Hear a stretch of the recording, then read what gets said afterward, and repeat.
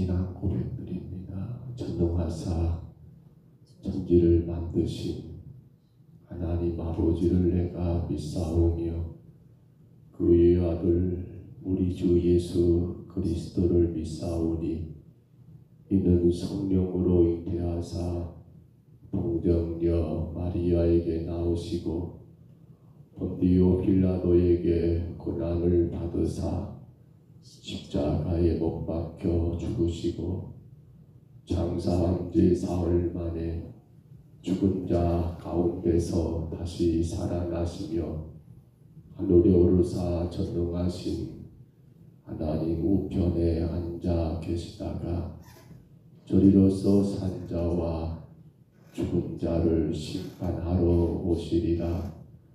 성령을 믿사오며 거룩한 공예와 성도가 서로 교통하는 것과 죄를 사하여 주시는 것과 몸이 다시 사는 것과 영원히 사는 것을 믿사옵나이다. 아멘. 찬송가 290장 찬송드립니다. 찬송가 290장입니다. 우리는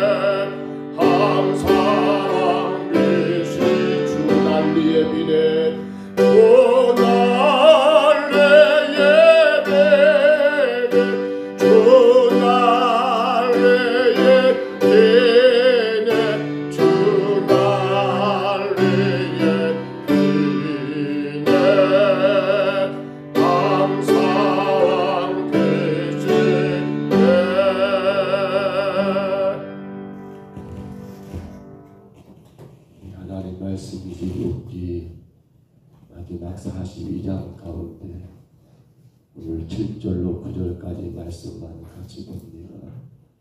어제 1절로 6절을 보았고요.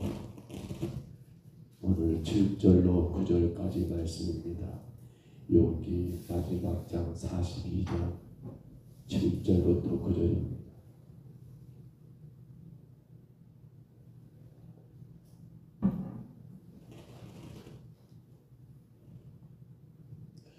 욥기 42장 7절로 9절까지 말씀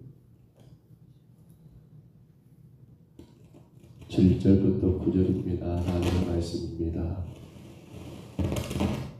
우리 말씀 같이 봤습니다.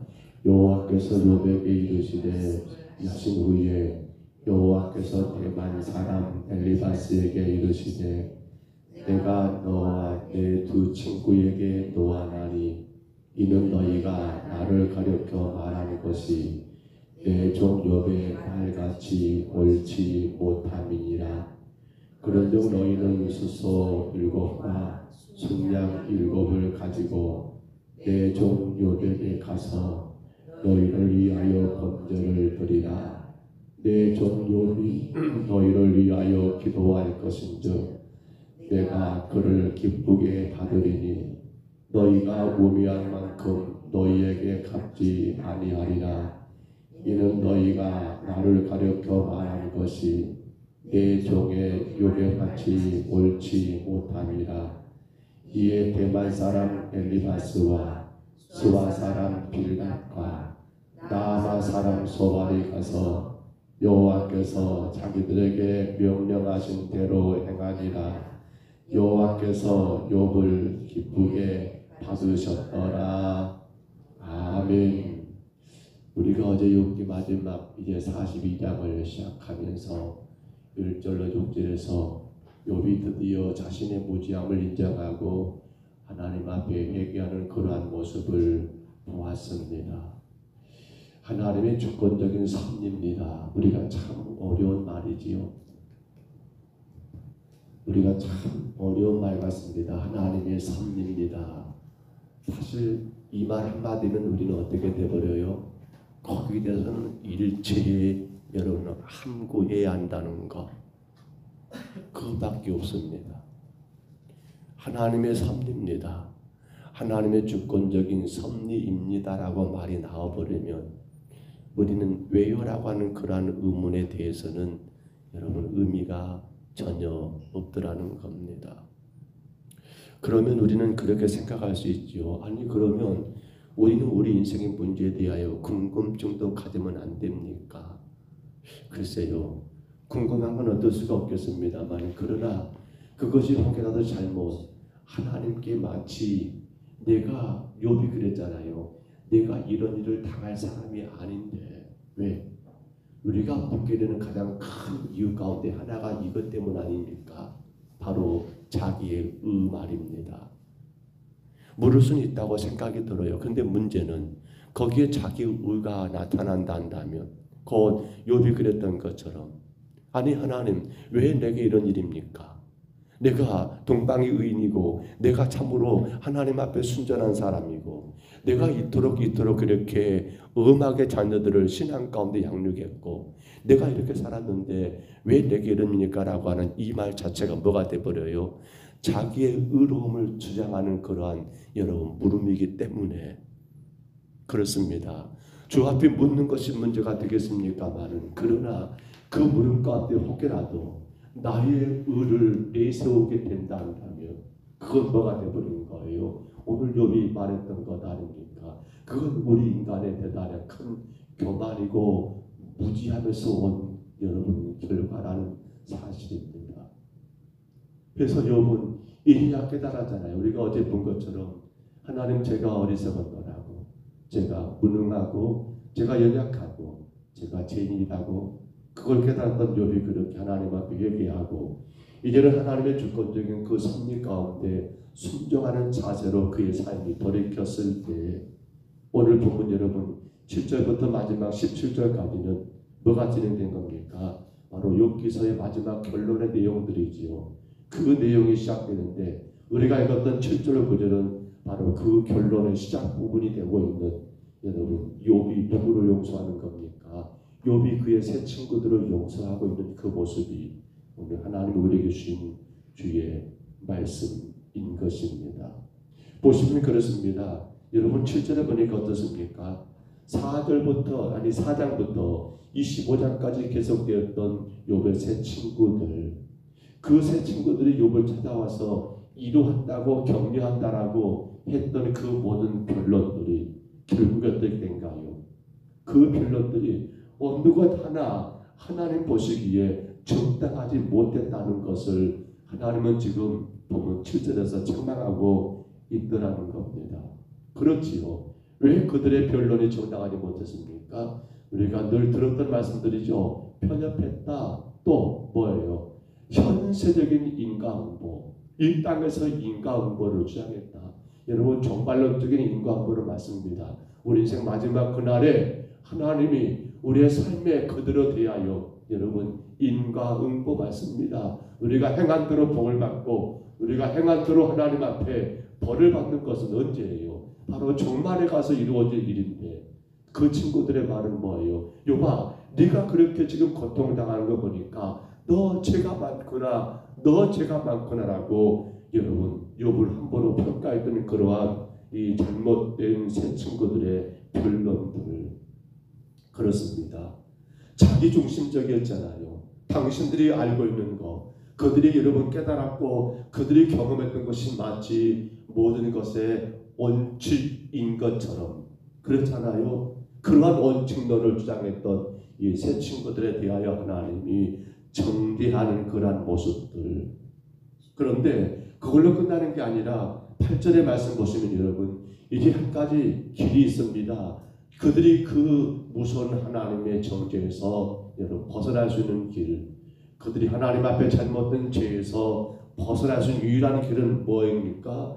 욥에게 하나님이 이제 이 친구들을 위한 중보 기도를 통해서 그들의 죄를 사해 주겠노라고 하는 그러한 말씀이 기록되어 있고요. 마지막 구절에서는 결국 욥이 그의 친구들이 가지고 온 그러한 짐승을 잡아 번제를 드림으로 말미암아 하나님이 그 제사를 기쁘게 받으심으로 그 친구들의 죄가 어떻게 된 겁니까? 해결되는 그러한 모습이 오늘 본문에 기록된 내용이더라는 겁니다. 성도 여러분, 그렇습니다. 사실 욥은 그동안 굉장히 원했습니다. 하나님, 내게 중보자. 욥기서 9장 33절에 보시면 여러분, 욥이 하나님 법정에서 의로운 판결자와 그 소송의 변론을 위한 중보인들과 또한 구속을 원했던 그런 욥이 아니었습니까? 너무 억울하니까 내 억울함을 정말 여러분 의로운 판결과 또한 보정인가 그리고 그러한 구속을 원했던 욥이 이제 어떻게 되고 있는 거예요? 반대로 그의 친구들을 위한 뭐가 되고 있는 겁니까? 중보자가 되고 있고 보증인이 되고 있는 그러한 놀라운 일을 욥이 지금 행하고 있더라는 사실입니다. 사실 또한 이 모습은 우리 가운데 오셨던 예수 그리스도의 사역과 똑같은 것을 말합니다. 그러니까 욥은 누구의 예표입니까? 오실 예수님을 여러분 예표한다, 미리 보여준다라고 봅니다. 욥이 지금 한 게 뭡니까? 바로 중보자 역할을 하고 있지 않습니까? 예수님이 이 땅에 오셔서 하나님과 우리 사이를 뭐 하신 거예요? 바로 중보하신 분 아니십니까? 십자가에서 우리 죄를 대신하여 죽으심으로 말미암아 하나님과 우리 사이에 끊어져 버렸던 그러한 여러분 죄로 인하여 모든 단절된 우리의 삶을 십자가로 하나로 연결시켰던 그러한 중보의 사역을 행하신 것처럼 오늘 욥은 바로 그 예수님의 그리스도의 사역 바로 중보 사역을 여러분 보여주고 있더라는 거예요. 그렇다면 여러분 우리 한번 생각해 보십시다. 이 중보라는 게 과연 쉬운 일일까요? 자, 오늘 8절 한번 다시 봐볼까요? 우리 8절 말씀만 다시 한번 같이 읽어봅니다. 본문 8절입니다. 그런즉 너희는 수소 7과 순양 7을 가지고 내 종 욥에게 가서 너희를 위하여 번제를 드리라. 내 종 욥이 너희를 위하여 기도할 것인즉 내가 그를 기쁘게 받으리니 너희가 오미한 만큼 너희에게 갚지 아니하리라. 이는 너희가 나를 가리켜 말하는 것이 내 종의 네 욥과 같이 옳지 못함이라. 아멘. 지금 욥의 세 친구들에게 그렇게 하나님이 명령합니다. 너희가 그 우미한 죄, 너희가 그 교만한 죄, 너희가 나를 무시한 그 죄. 왜냐하면 하나님의 모든 것들 하나님만 판단할 수 있는데 그들이 함부로 자기들이 아는 거, 자기들이 경험한 거 그거 가지고 이렇다 저렇다라고 판단해 버렸잖아요. 그런데 이러한 문제를 해결할 수 있는 길이 뭐란 말입니까? 이제 너희가 여러분 혹은 수소를 암소를 이 예물을 가지고 가가지고 욥으로 하여금 너희를 위하여 하나님께 번제를 드리도록 하라는 거였습니다. 욥이 그렇게 하게 되면 너희들의 죄가 다 사해지겠다라는 그러한 내용이었던 거예요. 사랑하는 성도 여러분, 한번 그 그림을 그려보십시오. 그동안 얼마나 욥을 그렇게 비난했습니까? 그동안 얼마나 욥을 그렇게 나쁜 사람, 못된 사람처럼 그렇게 여러분 말했습니까? 친구라고 찾아왔음에도 불구하고 그 친구의 아픔을 이루하기는커녕 그 친구 입장에서 생각하는커녕 오히려 욥을 정죄했던 그들 아닙니까? 근데 이제 그들이 누구를 찾아가야 합니까? 욥을 찾아가서 어찌 보면 머리를 조아려야 하는 그런 상황이 아닙니까? 욥이 그들을 용서하지 않는다면, 욥이 그들의 죄에 대하여 하나님께 번제하지 않는다면 그 죄는 고스란히 그들이 감당해야 할 그런 몫이 아닙니까? 그러니 안 찾아갈 수가 없습니다. 그러나 찾아가자니 대단히 자존심이 상할 것이고 또 자신들은 내뱉던 그러한 말 때문에 얼마나 어려울까요? 반대로 욥을 한번 생각해 보십시오. 이건 지금 하나님이 욥에게 허락하신 명령이기도 합니다. 단순하게 그 친구들의 문제만이 아니라 이건 욥에게 하나님이 말씀하신 명령이더라는 거예요. 너는 너의 친구들을 위하여 네가 친히 번제를 하나님께 드려야 한다. 그들이 가지고 온 그 짐승들을 잡아서 너 그들을 위하여 하나님께 예배 드려라라고 했을 때에 여러분 욥의 마음은 어떨까요? 하나님, 저들이 어떤 자들인지 아십니까? 저들이 내게 어떻게 하는지 아십니까? 저들 때문에 내가 너무나 힘들었습니다. 하나님이 내게 내리신 그런 엄청난 하나님의 그러한 진노보다도 저들의 말 한마디 한마디가 내 뼛속까지 사무쳐 있습니다. 여러분 그렇게 말하고 싶지 않을까요? 그렇습니다. 오늘 우리가 이 본문을 통해서 분명히 깨닫고 보아야 할 것은 이 문제입니다. 용서를 구하는 일, 용서를 하는 일. 다른 것 없습니다.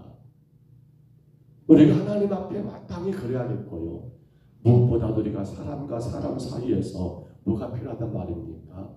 용서를 구하는 것이 부끄러운 일이 아니라는 겁니다.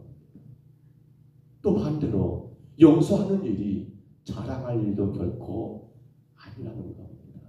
성경은 말합니다. 본문 다시 봐보세요. 8절에 이렇게 말했습니다. 뭐라고요? 중간 보십시오. 자, 욥이 너희를 위하여 기도할 것인지 뭐라고요? 내가 그를 기쁘게 받으리니. 뭘 기쁘게 받는다라고요? 용서하는 행위를 말입니다. 그리고 또 마지막 봐보십시오. 그렇게 말합니다. 기쁘게 받으리고 9절입니다. 9절 마지막 봐보세요. 여호와께서 욥을 기쁘게 받으셨더라. 사랑하는 성도 여러분, 하나님이 용서를 구하는 것을 기쁘게 받으십니다. 하나님이 용서하는 것을 기쁘게 받으십니다. 이것이 피조물의 행복입니다. 여러분 생각해 보십시오. 내가 누군가를 용서할 수 있다는 건 이건 엄청난 복입니다. 왜냐하면 나도 누굽니까? 죄인이기 때문에 그렇습니다. 죄인은 내가 누군가를 용서할 수 있다는 것은 이건 어마어마한 여러분 일입니다. 그런데 예수님 그렇게 기도 가르쳤잖아요. 너희는 이렇게 기도하라 하시면서 뭐라고요? 우리가 우리에게 죄 지은 자를 사하여 준 것 같이 우리 죄를 사하여 주옵시고라고 하는 여러분 주님 같은 기도가 생각이 나십니까? 우리가 우리에게 죄 지은 자에 대하여 그들의 죄를 사하여 준 것 같이 하나님 우리의 죄를 사해달라는 그러한 여러분 기도 말입니다. 이게 뭔 기도예요? 우리가 그렇게 하나님 앞에 여러분 아무런 공로 없이 그 죄사함의 은총을 입었다 한다니요. 우리는 당연히 어떻게 하는 말입니까? 남의 죄에서 용서하는 것은 그것은 지극히 당연한 일이더라는 것입니다. 아니 나는 좀 생각해 볼게. 내 상처가 너무 깊어. 나 좀 더 고민해 볼게. 이게 아니더라는 거예요. 오늘 사랑하는 여러분, 그러므로 우리가 여기서 한 가지 깨달았겠습니다. 내가 누군가를 용서한다는 걸 뭘 증명합니까? 내가 그리스도의 십자가 은혜로 구원받은 성도라는 증거가 여기 있습니다. 내가 제사함의 은혜를 누리고 있다는 증거가 무엇입니까? 내가 누군가를 용서함으로 인해서 되어지는 놀라운 축복이더라는 사실입니다. 말씀을 접습니다. 욥은 얼마나 마음이 아팠을까요? 욥은 얼마나 힘들었을까요? 그런데 욥은 그들을 위하여 하나님께 번제를 드립니다. 바로 그때 하나님이 기쁘게 받으십니다. 욥을 기쁘게 받으십니다. 그때 하나님이 욥의 친구들을 기쁘게 받으십니다. 놀라운 일입니다. 우리가 용서할 때 하나님이 누구를 받으십니까? 용서하는 나를 받으십니다. 아멘. 우리가 용서할 때 하나님 누구를 받으십니까? 내게 해를 끼쳤던 그들을 하나님이 기쁘게 받으십니다. 이 얼마나 놀라운 일인지 모릅니다. 물론 성도는 누구와도 원수가 돼서는 안 됩니다. 누구도 마음의 미움을 부어서 안 됩니다. 그것은 뭐예요? 내가 아직 그 구원의 은총을 누리지 못하고 있기 때문입니다. 그러므로 용서하는 일이 하나님 앞에 복입니다. 그것이 하나님이 나를 기쁘게 받는 놀라운 행위입니다. 그것이 하나님이 그들을 기쁘시게 받는 놀라운 축복입니다. 그래서 마태복음 18장이었죠. 베드로가 예수님께 묻습니다. 예수님, 내가 형제들을 몇 번이나 용서해야 합니까? 7번 하면 되겠지요? 그렇습니다. 근데 예수님 뭐라고요? 아니다. 7번씩 몇 번까지? 70번까지. 왜 그렇게 말씀했을까요? 이제 이해가 되십니까? 용서가 하나님이 나를 기쁘게 받으시는 일이기 때문에 그렇습니다. 용서가 하나님의 그들을 기쁘게 받으시는 길이 되기 때문에 그 용서는 우리가 그 어떤 숫자로 헤아릴 수가 없다는 사실입니다. 오늘도 귀한 하루가 시작됐습니다. 사랑하는 성도 여러분, 혹이라도 우리가 사람과 사람 사이 이렇게 섞여 살다 보니까 내가 상처를 주고 내가 상처를 받을 일이 하나 없지는 않을 것 같아요. 마음에 담아두지 마시기 바랍니다. 주 앞에 용서하시기 바랍니다. 그리고 여러분, 우리가 누군가에게 잘못했을 때 용서를 구하시기 바랍니다. 왜요? 그것이 하나님이 나를 기쁘게 받으시기 때문입니다. 오늘 피조물의 행복 바로 용서입니다.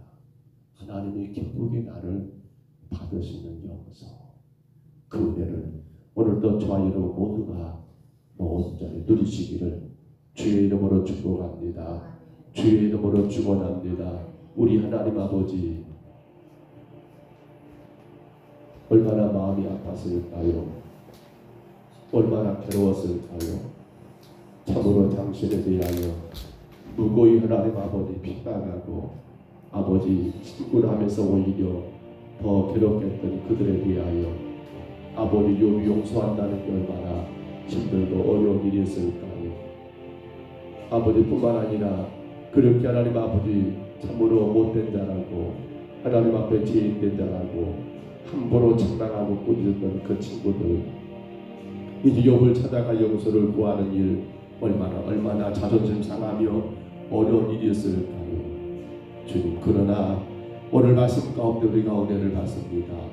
용서할 때 하나님이 나를 기쁘게 받으신다는 거, 용서를 구할 때 하나님이 그를 기쁘게 받으신다는 거, 주님, 우리가 오늘 또 세상 가운데 살아가면서 용서하고 용서를 구하는 하나님이여 은혜의 삶을 감당하게 하옵소서. 하나님은 우리의 삶을 기쁘게 받으시고 우리 영혼을 기쁘게 받으시는 이 용서가 피조물의 가장 큰 행복인 것을 기억하며 감당하게 도와 주옵소서. 서로 용서함으로 말미암아 주 앞에 복이 되고 영광되는 우리 평동사분교회, 누구도 미워하거나 원수 삼지 말고 아버지 하나님 참으로 그리스도의 십자가의 그 구속의 은혜를 누리는 자들로 아버지 용서하고 용서를 구할 수 있는 우리 믿음 되게 도와 주옵소서. 오늘도 주님 앞에 와 싸움에 예배하는 심령들을 기억하시고 주 앞에 구하는 그 기도 주여 들어 응답하여 주옵소서. 주의 영광 되게 하여 주옵소서. 주님의 나라가 세워지게 인도하여 주옵소서. 주님만이 우리의 삶의 전부이심을 우리가 믿고 구하오매 하나님이여 응답하여 주옵소서. 이루시고 이루실 줄 믿사옵고 예수님 이름으로 간절히 기도하옵나이다. 아멘. 하늘에 계신 우리 아버지여, 이름이 거룩히 여김을 받으시오며 나라의 임하옵시며 뜻이 하늘에서 이룬 것 같이 땅에서도 이루어지이다. 오늘날 우리에게 일용할 양식을 주옵시고 우리가 우리에게 죄진 자를 사하여 준 것 같이 우리 죄를 사하여 주옵시고 우리를 시험에 들게 하지 마옵시고 다만 악에서 구하옵소서. 대개 나라와 권세와 영광이 아버지께 영원히 있사옵나이다. 아멘.